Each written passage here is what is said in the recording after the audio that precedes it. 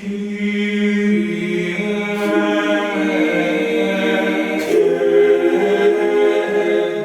I'm Father Joseph Mary, and welcome back to A Simple Word, where we reflect on the gospel for the coming Sunday. Have you ever heard of the famous terrier of Edinburgh, Scotland?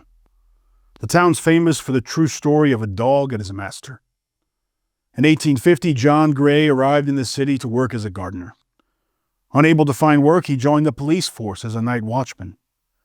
To keep him company in his long night walks, John bought a little terrier named Bobby. And for 8 years, the little dog walked by John's side as he made his rounds through the night. In the winter of 1858, John died suddenly of tuberculosis, and he was buried in Greyfriars Cemetery. But even in death, the little dog would not leave his master's side. Bobby laid by John's tombstone day after day and night after night. The caretaker tried to evict the dog many times, but he always came back, always laying by John Gray's tombstone. Finally, the cemetery provided the little dog with a shelter by the grave, where he lived for the next 14 years, until his death. If you visit Greyfriars Cemetery today, you see a statue of Bobby the Terrier, standing across the street, and at the base of the statue the words, "Let his loyalty and devotion be a lesson for us all." In today's gospel, Jesus begins with words of overwhelming comfort. These are addressed to the suffering and the afflicted. He says, "Do not be afraid any longer, little flock. Your Father is pleased to give you the kingdom." You know, sometimes, especially in moments of great darkness, when we feel overwhelmed by the trials of life, there's a temptation to think that God has stacked the deck against us, that He set us upon a course which we could never hope to run. But Jesus is telling us, no, the Father loves you. The Father wants to give you the kingdom. But we must be prepared. Our faith must be characterized by a constant readiness. And Jesus uses two images very familiar to the people of His time to describe this readiness: being dressed for action and keeping the lamp burning. He tells His disciples to be like servants who await their master's return from a wedding. Now, a traditional Jewish wedding could last for up to 7 days. During the time of Jesus, men wore long tunics, but when they worked, they girded the tunics up under their belts for quicker movement. And during the night, there was no electricity. The darkness was pitch black. So the servants would wait on the road near the master's home with a lamp full of oil and a little wick of cotton floating in the bowl.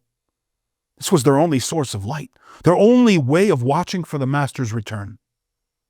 This wick needed constant trimming, and the oil needed to be replenished time and time again. The message of Jesus is clear. If the servant is to be ready when the master returns, his full attention is needed on the task. He cannot be distracted by lesser things. What happens when the master returns and finds the servant faithfully waiting and ready? The master begins to serve the servant. This is incredible. This never would have happened. Jesus is describing something which nobody could imagine.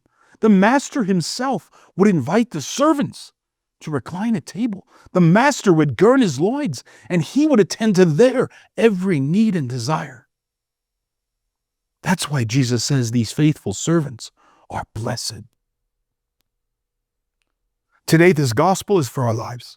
Today, this gospel calls us to conversion because we're living in a situation much more dangerous than we realize.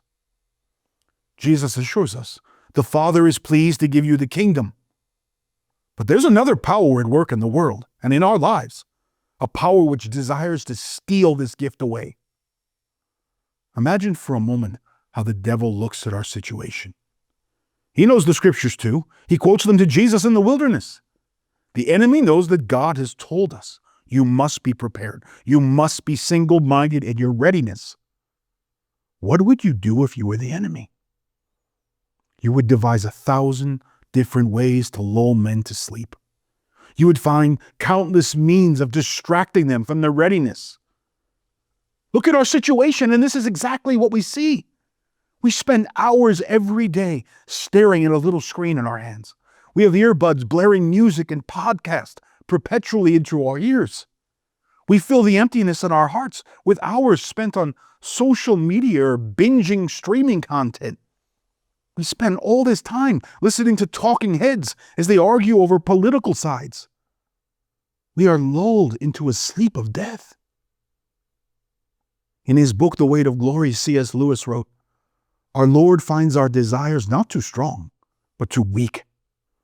We're half-hearted creatures, fooling about with drink and sex and ambition, when infinite joy is offered to us. We're like ignorant children who want to go on making mud pies in the sand, because we cannot imagine what is truly being offered. We're far too easily pleased." Today in this gospel, Jesus cries to our lives, wake up. Wake up out of this sleep of death. Wake up out of this nothingness that you call life. Wake up and begin to live. Be ready. The Lord must find us waiting with that same eagerness that the little dog had to see his master one more time. Get rid of the technology. Get rid of all the noise in your family. Is it really bringing you peace? Is it truly helping your family to grow in holiness? Instead, gather your family together in prayer. Gather your family around the Bible. Gather your family with hands clasped on the rosary. Set the eyes and the hearts of your families on the one thing necessary: to be waiting with eager hearts when the Master appears. I'm Father Joseph Mary, and thanks for listening to A Simple Word. If you found this reflection helpful, please be sure to like, share, and subscribe, and we'll see you next time.